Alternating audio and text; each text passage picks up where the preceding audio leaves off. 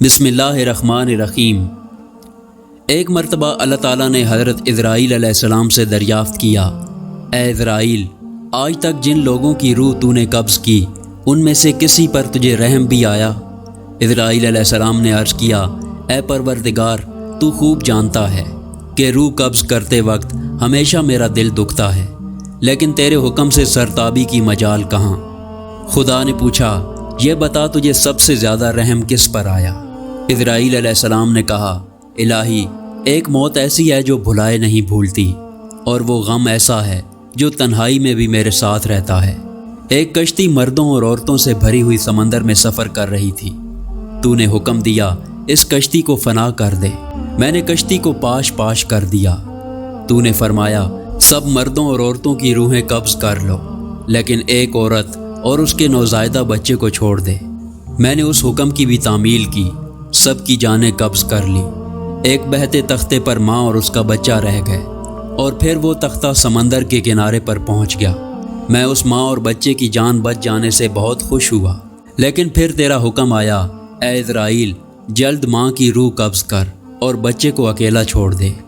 اے باری تعالیٰ، تو خوب جانتا ہے، یہ حکم پا کر میرا کلیجہ کانپ گیا تھا۔ مجھے اس شیر خوار بچے کو اس کی ماں سے الگ کر کے جس قدر تکلیف پہنچی تھی، اب اس واقعے کو ایک مدت بیت چکی ہے، لیکن وہ بچہ برابر یاد آتا ہے۔ اللہ تعالیٰ نے فرمایا، کیا تو جانتا ہے کہ وہ بچہ اب کہاں ہے اور کس حال میں ہے؟ اللہ تعالیٰ نے فرمایا، اے اسرائیل، جب تو نے ماں کی روح قبض کی اور بچے کو تنہا چھوڑ دیا تو ہم نے سمندر کی ایک موج کو حکم دیا کہ اس بچے کو احتیاط سے ایک ویران جزیرے میں ڈال دے۔ اس جزیرے میں ایک سرسبز اور گھنا جنگل تھا، یہاں صاف شفاف میٹھے پانی کے چشمے بہتے تھے اور بے شمار پھلدار درخت تھے۔ اس جزیرے پر ہم نے اپنے فضل و کرم سے محض اس بچے کی خاطر لاکھوں خوشنما اور حسین پرندے بھیجے جو ہر وقت چہچہاتے اور نیا راگ الاپتے۔ ہم نے چنبیلی کے پھولوں اور پتوں کو حکم دیا کہ اس بچے کا بستر تیار کرو تاکہ وہ اس پر آرام کی نیند سوئے۔ ہم نے اسے ہر خوف اور خطرے سے محفوظ کر دیا۔ آفتاب کو حکم دیا کہ اپنی تیز دھوپ اس بچے پر نہ ڈال۔ ہوا کو فرمایا، اس پر آہستہ آہستہ چل۔ بادلوں کو حکم دیا کہ اس پر مینہ برسانا۔ بجلی کو ہدایت کی کہ خبردار، اسے اپنی تیزی دکھا کر مت ڈرا۔ انہی دنوں جنگل میں بھیڑیے کی مادہ نے بچے دیے تھے۔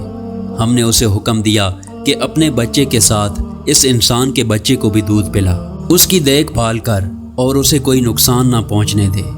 اے اسرائیل، اس نے بھی ہمارے حکم کی تعمیل کی، یہاں تک کہ وہ تنہا اور بظاہر بے یار و مددگار بچہ پرورش پا کر خوب صحت مند اور بہادر ہو گیا۔